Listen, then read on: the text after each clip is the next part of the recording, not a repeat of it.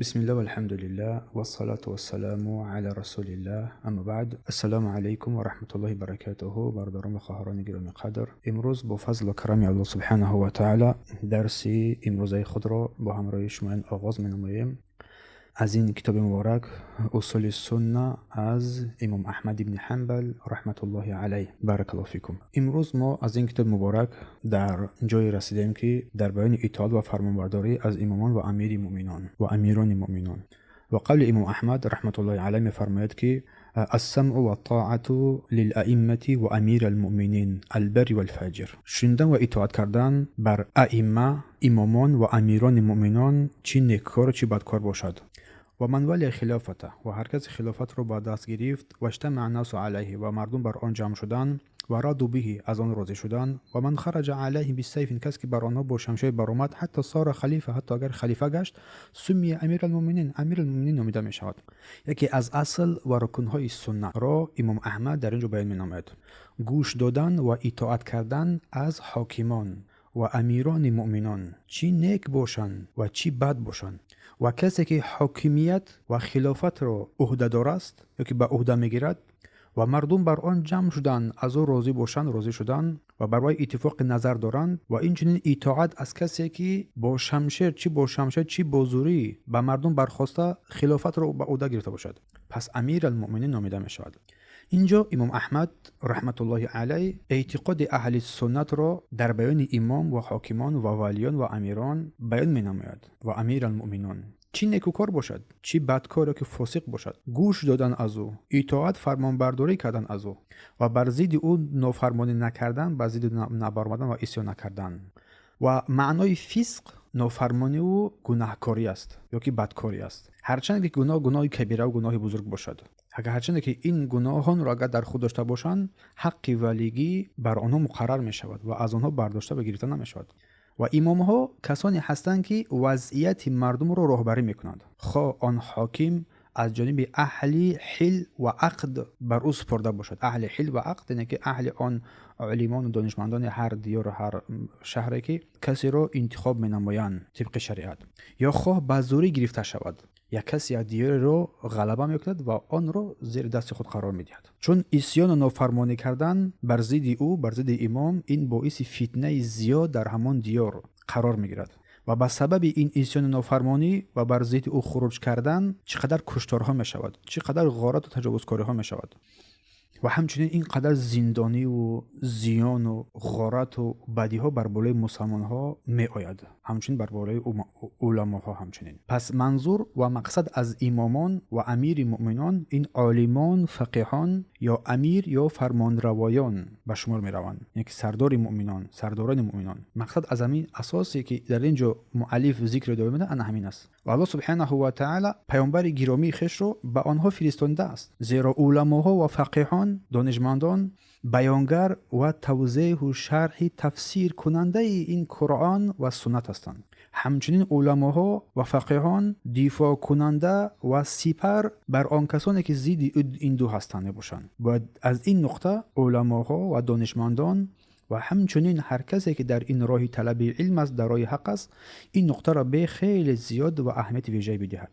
آنها در مقابل آن کسانی که بر ضد قرآن و سنت هستند باید یک سپر خود را قرار بدهند. در پاسخ بر آن کسانی که در دین الحاد می اندازند، در دین بدعت ها را پیدا میکنند، باید بیستند، قوی بیستند. اما حاکمان و ولیان و راهبران باشند، احکام الهی را بعد بیانی که علماها بیان کرده هستند به مردم، آنها جاری میکنند. آنها این را چیکار میکنند؟ بر بالای مردم جاری میکنند. پس از این نقطه حقوق علماها، اهمیت علماها و اهمیت حاکمان و راهبران و ولیان نقطه زیرین خوب دقت فهمیده می شود. آنها اساسی برپا کردن عدل را از این حاکمان و ولیان قرار باید بدهند. اساس اهمیت آنها احکام الهی را جاری کردن و عدل را برپا ساختن که هر دو این یک جا باید غمخوار دین و ملت باشند. هر دوی این یک جا باید غمخوار دین و ملت باشند، غیر از این چیز دیگر شدن نمیتوانند. پس در این هنگام شنیدن و اطاعت کردن از حاکمان مسلمانان یکی از اساسهای عقیده اهل سنت و الجماعت به شمار می رود که با شنیدن و اطاعت کردن انسان منفعت‌های دین و دنیا را یک جا به تنظیم می درآورد و در این هنگام صادر کردن فتواها بر علیه آنها، بر ضد آنها، این فسادی دنیا و آخرت رو به پیش می آورد. برای همین از عمر رضی الله عنه که دریمی آن را ذکر می نماید، ذکر می شود که و از ضروریات دین اسلام این است که دین بدون جماعت وجود ندارد.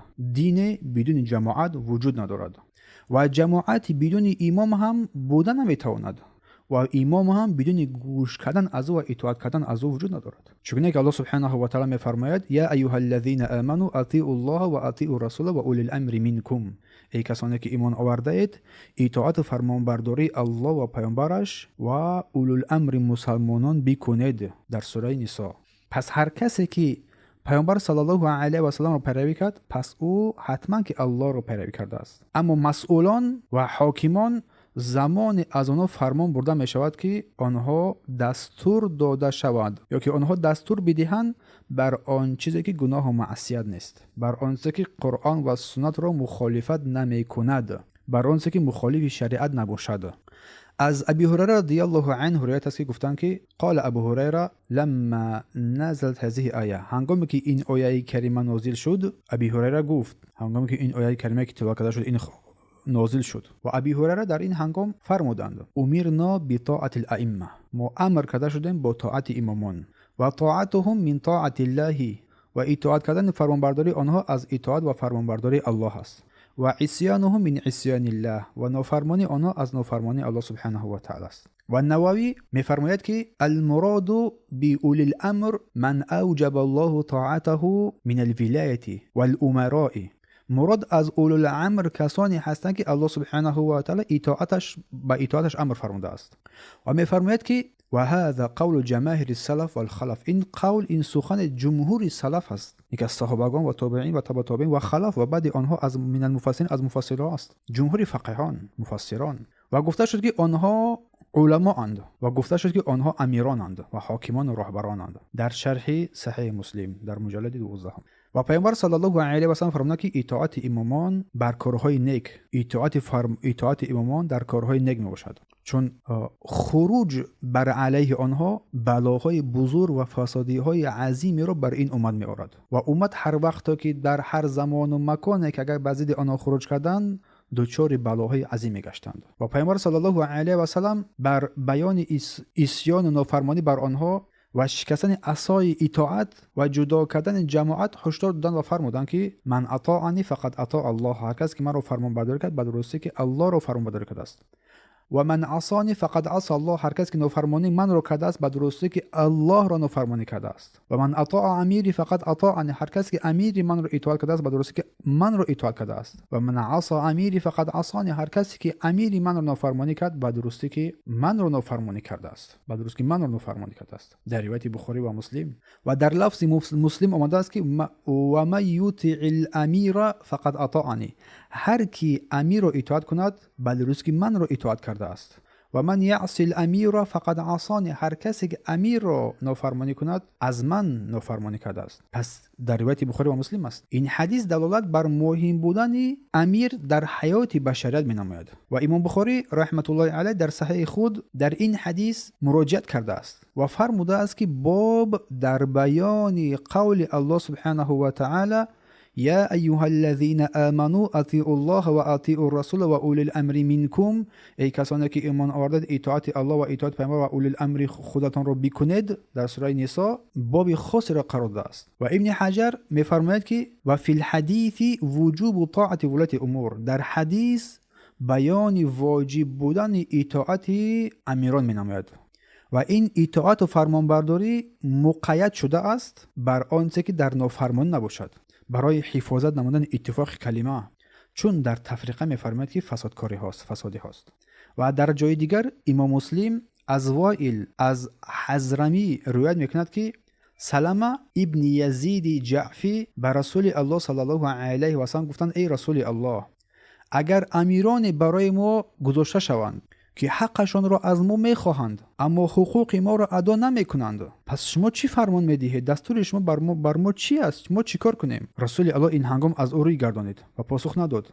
سلامت دوباره سوالش را مطرح کرد، پرسید باز هم رسول الله جواب نداد. دومین بار سومین بار سوالش مطرح کرد، پرسید. این سوال برزیاد شد. اشعث ابن قیس پیراهن پیامبر صلی الله علیه و سلم کشید و پیامبر صلی الله علیه و سلم گفت در این هنگام به سخنان آنها گوش بدهید و از آنها اطاعت بکنید، زیرا آنها باید از آن مسئولیتی که در دوش خود دارند آن مسئولیت را باید آنها جواب بگردانند و شما هم باید آن مسئولیت خودتان را عملی کنید. در صحیح مسلم. الله متعال بر بندگان مؤمنش امر کرده است که رسمان الله را مستحکم بدارند و پراکنده نشوند.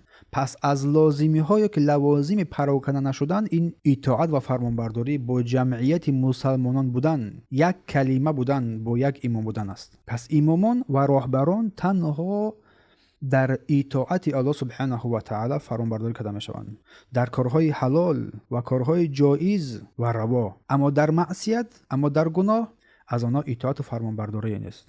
اما این معنای آن را ندارد، این سخن معنای آن را ندارد که شخص بر ضد حاکم عصیان کند و بر ضد او خروج نماید، چون در مسئله مخالفت شرع که شریعت را مخالفت می‌نماید از او در این حالت اطاعت فرمانبرداری نمی‌کند. اگر بر ریبا امر کرد گوش نمی‌دهی، فلان را به ناحق کشتن یا مال کسی را به ناحق گرفتن یا بگوید مثلا ریشت رو بتراش یا حجابت رو بکش، بس هیچ کسی اطاعت فرمانبرداری در این حالت نیست. اما این هنگام چیز بر او عصیان نمی‌کنی و بر او خروج هم نمی‌کنی. امام مسلم در کتاب امارات در باب 24 میگوید که هرگاه و هر وقت به گناه یا معصیت دستور داده شود اطاعت واجب ندارد، فرمانبرداری نیست. از ابن عمر رضی الله عنهما از رسول الله صلی الله علیه و سلم روایت است که انه قال، این که گفت علی المرء مسلم السمع و طاعت فيما احب و کره، بر شخص مسلمان واجب است در آنچه که دوست دارد یا دوست ندارد گوش و اطاعت و فرمانبرداری کند، الا ان یؤمر بمعصیه فان امر بمعصیه فلا سمع ولا طاعه، مگر اینکه به نافرمانی یا که گناه و معصیت امر کرده شود و اگر به نافرمانی الله و رسولش امر شود در این هنگام گوش و اطاعت کردنی نیست. در روایت بخاری و مسلم. امام نووی یک باب را قرار داده می‌فرماید که باب در بیان اطاعت از امیران، باب در بیان اطاعت از امیران و اگرچه حقوق را رعایت نکنند.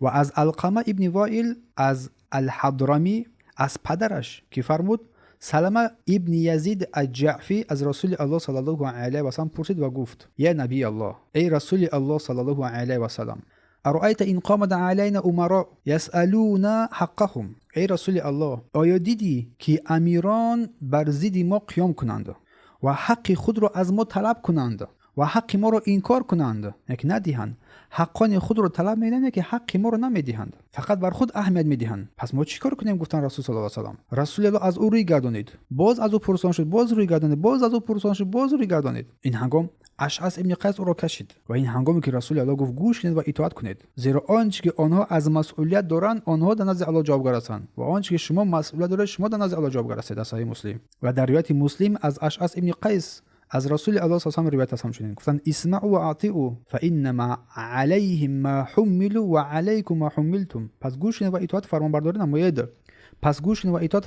نمایید، زیرا آنها باید از روی مسئولیت خود عمل کنند و شما از روی مسئولیت خود عمل میکنید، پس بر دوش آنهاست آن چیزی که هست، آنها جوابگاریشون در دوش آنهاست، آنها جواب میدهند با آن چیزی که در دوش آنهاست و شما آن چیزی که در دوش شماست شما جوابگاری دارید. و در صحیح بخاری در کتاب احکام باب در بیان شنیدن و اطاعت کردن از امامان تا آن دمی که بر گناه امر نکند.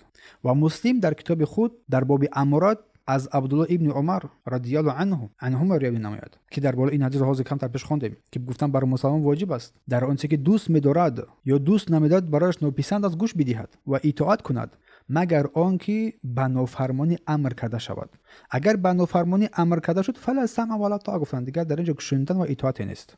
مبارک فوری در شرح ترمذی در این حدیث می‌فرماید که فیه ان الامام اذا امر بمندوب او مباح وجب، می‌فرماید که اگر امام چیزی را امر کند یا که به چیزی امر کند که آن کار مباح است و جایز است ولی که برای تو خوشت نمیآید همون کار، تو را با اون امر کرد، ولی که همون کار اصلش حلال و جایز پاکیزه است، ولی تو را خوشت نمیآید، پس میگه اطاعت برای تو واجب است. هنگام در تحفه الاحفظی در مجلد 5 و مطهر در بیان این حدیث میفرماید که شنیدن با سخن یا که فرمان حاکم و اطاعت بر او برای هر مسلمان واجب است، خواه با او امر کند آن چیزی را که با فطرت امر کرده شده موافق هست یا نیست. یا تو در معقول نیست، یا تو خوش نمیآید، ولی با تو امر کرده شد، مادامی که معصیت نیست، بر تو لازم است که آن را تو نافرمانی نکنی، به شرطی که با معصیت امر نکند، با گناه امر نکند. اگر که با معصیت گناه امر کرد، در این هنگام نه اطاعت است نه فرمانبرداری است. زیرا میفرماید که اگر با معصیت امر کرد، برای وی دیگر نه اطاعت است نه فرمانبرداری است، ولی این هنگام بر او جایز نیست که این هنگام بر ضد او هم خروج نماید یا که آن را برنجاند. گفتند و همچنین میگوید که نه شنیدن و نه اطاعت کند، یا که نه شنود و نه اطاعت کند. این حدیث پیامبر صلی الله علیه و معنای آن را ندارد که چیزی که در مسئولیت هم بنده هست آن را نافرمانی کند، بلکه فرمان برداری میکند، اما در آن چیزی که مخالفت مینماید دین را در آن چیز نافرمانی نمیکند. در این داخل میشود هر مسئولی که هست، مثلا از مقامات های بالایی که در شریعت اسلامی هستند، از آنجا بالا شروع شده، از حاکمیت و رهبریت شروع شده تا پایین، تا پدر و مادر مثلا تا پایین رفتن میگیرد. یعنی که هر وقت هر جا هر مکانی که تو بر بالای خود یک راهبریتی داری، باید از آن گوش اطاعت نمایی، مگر اینکه اگر که مخالفت امر الهی در آن نباشد، بلکه به طور کامل شنیده و اطاعت کرده می شود، مگر در معصیت. این نقطه هایی است که بیشتری از مردم این رو نمیفهمند، درک نمیکنند و سپس هم خود را در معرض حرکت قرار میدن، هم دیگران در معرض حرکت قرار میدهند و بیشتری از مشکلات ها از این سبب هم پیدا می شود. برای همین در حدیثی که اینجا معرض گپش نیست که رسول الله گفتن صلی الله علیه و سلم که اگر شما 3 نفر باشید، یک نفر برای خود امیر قرار بدهید، یک نفر حتما باید گوش کرده شود، یک کس خود انتخاب کرده باید هوای گوش کرده شود. و بخاری و مسلم همچنین در صحیح خود در کتاب امارات در باب 19 میفرماید در باب بیعت و شنیدن و اطاعت کردن تا زمانی که کفر بوا، کفر آشکار دیده نشود. این نقطه هم خیلی مهم است که در این اگر این موضوع خوب فهمیده نشد، اومیختگی های زیادی می شود. باب 19 میگه در بیان بیعت و شنیدن و اطاعت کردن تا زمانی که کفر بوا، کفر آشکار را میگن، از او انسان آشکار نشود. و حدیث رو میاره در اینجا دلیل آن رو از جنادة ابن ابی امیه، از جناده ابن ابی امیه قال گفت دخلنا علی عبادة بن صامت، ما بر عبادة بن صامت داخل شدیم و هو مريض، در حالی که بیمار بود. عباده صحابی کرام بیمار بود. فقلنا گفتیم حدثنا اصلحك الله، هنگامی که میگوید نزد او رفتیم بر او گفتیم الله متعال بر تو شفا بدهد، حدیث از رسول الله صلی الله علیه و سلم بر ما بگو. فقال پس گفت دعانا رسول صلی الله علیه و سلم فبایعناه، گفت که رسول الله صلی الله علیه و سلم ما را دعوت کرد و ما با پیامبر اکرم صلی الله علیه و سلم بیعت کردیم. یکی از چیزهایی که از ما بیعت گرفت، که رسول الله از ما بیعت گرفت، این بود که در خوشنودی و در نگرانی، در دشواری، در آسانی باید اطاعت و فرمانبرداری کرده شود. برای همین در اینجا یک نقطه را اشاره می‌نماید که اگر حاکم مالکیت را خاص خود قرار بدهد، حاکم مسلمان مالکیت خاص خود قرار بدهد، از روی ظلم میشود. این البته که ظلم است و تجاوز است و حق دیگران را همان بسازد، این هم ظلم و تجاوز است. پس بر آنها، یعنی که بر محکومان لازم است که صبر و پیشه نمایند. و در دوام حدیث فرمودند که ما نباید به ولیان و امیران که حکام خروج نماییم، که بر ضد آنها توطئه ها کنیم. در شرح این حدیث ده ذکر می‌نمایند. البته که رسول الله فرمودند که این حدیث رو در اینجا اشاره می‌نمایند عباده، مگر اینکه کفر آشکار، کفر واضح و روشن را از آنها دیدید، کفر آشکار و واضح و روشن را از جانب الله دیدید، کفر آشکار و روشن بر آنها دیدید از جانب الله سبحانه و تعالی دلیل قطعی داشته باشید که در آن چیزی که آنها کفر آشکار و واضح و روشن را انجام دادند در آن تعویل نباشد و خبری که بر شما رسید آن خبر صحیح و صادق باشد. مثلا یک کسی نسبت یک کس گفت که فلان کس کافر شده است، کافر مرتد شده است، برای خبر رسید، همون خبر صادق و صحیح و درست و بدون یگام تعویل و شبهه باشد. فهمو؟ این برای تو است، بدون یگام تعویل و شبهه باشد. در این هنگام از او سخن وی پذیرفته می شود، قبول کرده می شود، چون این شبکه ها زیر از پشه فیلم می سازد. این حدیث دولت بر ترک خروج بر ضد ائمه می نماید، مگر اینکه کفر آشکار واضح از آنها دیده شود. این حدیث در صحیح بخاری و مسلم ذکر شده است. و امام مسلم در کتاب امارات در باب 26 درباره بهترین و بدترین پیشوایان ذکر می‌نماید. درباره بهترین آنها و بدترین آنها ذکر می‌نماید. از عوف ابن مالک رضی الله عنه از رسول الله صلی الله علیه و سلم قال خيار ائمتكم الذين تحبونهم و يحبونكم. بهترین پیشوایان شما کسانی میباشند که شما آنها را دوست می‌دارید و آنها نیز شما را دوست می‌دارند و در حق آنها دعا میکنید و آنها نیز در حق شما دعا میکنند. این بهترین پیشوایان. و در دوام فرمود که بدترین پیشوایان شما کسانی هستند که بر آنها بدترین پیشوایان شما کسانی هستند که بر آنها کینه و عداوت و دشمنی دارید و آنها نیز بر شما کینه و عداوت و دشمنی دارند چون که حاضر هست و شما آنها را لعنت میکنید و آنها نیز شما را لعنت میکنند. صحابه گفتند ای رسول الله صلی الله علیه و آله آیا عهد آنها را بشکنیم و شمشیر خود را بکشیم؟ رسول الله صلی الله علیه و سلم گفتند نه مادامی که در میان شما نماز میخوانند، مادامی که از اهل نماز هستند و هرگاه چیزی از حاکمان خود ببینید پس آن عملی که آنها انجام میدهند آن را زشت بشمارید. از اعمال زشت که انجام میدهند آنها را زشت بشمارید، ولی در اعمال نیک آنچه که مخالفت دین را نماید سرکشی نکنید. در صحیح مسلم. و همچنین امام مسلم در کتاب امارات در باب 27 میفرماید که نهی از منکر کردن حاکمان و نجنگیدن با آنها در حالی که نماز میگذارند. از ام سلمه همسر رسول الله صلی الله علیه و سلم از رسول الله صلی الله علیه و سلم روایت است انه قال اینکه رسول الله گفتند افراد با عنوان امیر شما تعیین می شود، نفران با عنوان امیر شما امیر بودن تعیین می شود. شما در آنها چیزهایی را می بینید که موافق شریعت نیست، چیزهایی که خلاف شریعت الهی است، خلاف شریعت و قانون الهی است، آنچه که از آنها می بینید. پس هر که آن چیزی که از آنها می‌بیند اگر برایش پسند خوش نآید پس وی در خیر عظیم است، گناهگار نمی‌شود، گناه نمی‌گیرد. و هر کی این منکراتی که آنها انجام می‌دهد اگر آنها را انکار نماید از عذاب الهی نجات می‌یابد. هر کی این منکرانی که آنها انجام می‌دهد اگر آنها را انکار نماید از عذاب الهی نجات می‌یابد.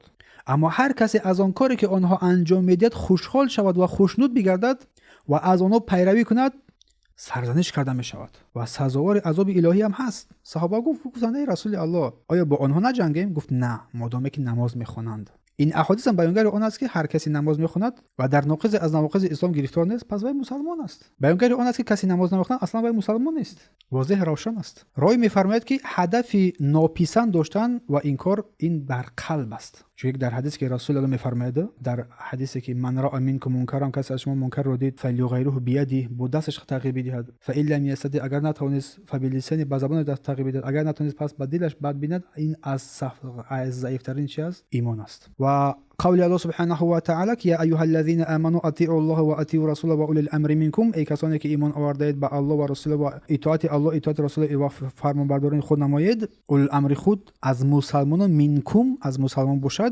در سوره نساء امام شوکانی رحمت الله علیه در این قول الله سبحانه و تعالی که و اول الامر منکم از اول الامر مسلمانان باشد فرمودند که و فرمان روایان اینهایند امامها و سلطانها و قاضیها. و هر کسی که از امامها از سلطانها از قاضیها صلاحیت و ولایت شرعی داشته باشد. این نکته خیلی مهم است. صلاحیت و ولایت شرعی دینی داشته باشد، نه ولایت طاغوتی تا آمیختگی نسبت فهم و درک مردم نشود. بار دیگر شوکانی چه فرمودند در این قول الله سبحانه و تعالی و اولی الامر منکم اولی الامر عالمان و حاکمان و رهبران مسلمانان از خود مسلمانان باشد. یعنی خود معنای آیت امین است. گفتند که و فرمان روایان اینهایند امامها و سلطانها و قاضیها که رهبران و حاکمها هر کسی که صلاحیت و ولایت شرعی داشته باشند، نه ولایت طاغوتی. و فرمودند که در دوام که شوکانی که و مراد از اطاعت از ایشان تا زمانی هست که در امر بر معروف و نهی از منکر به معصیت امر نکنند. این با نقطه دیگری. این قول در تفسیر شوکانی در مجلد اول صفحه 481 میتونه پیدا نماید. و شیخ الاسلام رحمت الله علیه میفرماید که اطاعت الله و اطاعت پیامبر برای همه فرض است و اطاعت فرمان روایان با فرمان الله واجب است. هر کسی که فرمان برداری از فرمان روایان کند از الله و پیامبرش اطاعت کرده و ثواب او در نزد الله سبحانه و تعالی است. و هر کی از فرمان روایان اطاعت کند و اطاعتش تنها به سبب آنچه که از منصب یا مالی که به او میرسد باشد، که اگر چه بر او نرسد نافرمانی کند، او را در آخرت هیچ بهره هیچ نصیبی نیست. و همچنین شیخ حسین می‌فرماید که آنها یعنی اهل سنت و الجماعت به هر آنچه که امامان امر میکنند اطاعت و فرمانبرداری نمیکنند. یعنی که هر چی که آنها امر کردند در این اطاعت فرمانبرداری نیست به هر چی که، و جایز نمیشمارند اطاعتشان را مگر اینکه فرمانبرداریشان موافق شریعت باشد. پس اطاعتشان را در معصیت الله فرمانبرداری نمیکنند. اگر به اطاعت الله امر کردن، نماز، پرداخت زکات، حج کردن، در راه الله جهاد نمودن و بر صدق و عدالت امر کردن، پس از اینا البته که اطاعت فرمانبرداری کرده می شود. و می‌فرماید که پس اهل سنت اطاعت امامان را مطلقاً فرمانبرداری نمیکنند، بلکه در ضمن فرمان الله و رسولش اطاعت فرمانبرداری میکنند. در منهج السنه النبویه مجلد سوم صفحه 387 بعضی از نقطه ها را سندش را هم ذکر می‌نماییم تا این کسی که میخواد با آن مراجعه نماید. ابن جوزی رحمت الله علیه میگوید که در آن چیزی که انسان خوش و پسند آید برایش یا پسند نآید، از آنها اطاعت کردن واجب است. چون یک در بالا شوکانی ذکر کردن این نقطه را اطاعت کردن واجب است مگر اینکه در معصیت امر کرده شود، چون در معصیت الله نه اطاعت است نه فرمانبرداری است.